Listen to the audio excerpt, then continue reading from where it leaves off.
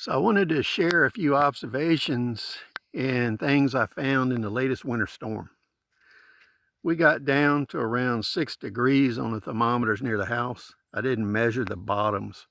The bottom lands were probably below zero, and the highs were somewhere around 10 to 20.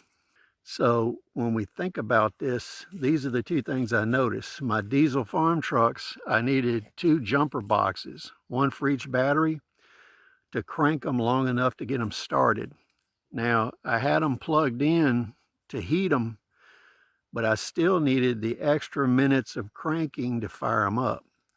So you really need 2 jumper boxes to go with your diesel vehicles if you have 2 batteries in them. The other thing I noticed, and Secret Stuff talked about, what he looked at was sleeping bags and sleeping quilts, and he talked about cold spots.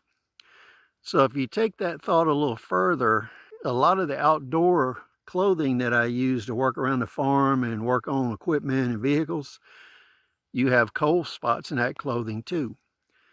And when you're down below 6 degrees and you're down around 0 or a minus, what you find is you have a lot of cold spots in that clothing, whether it's your fingers, your toes, parts of your body.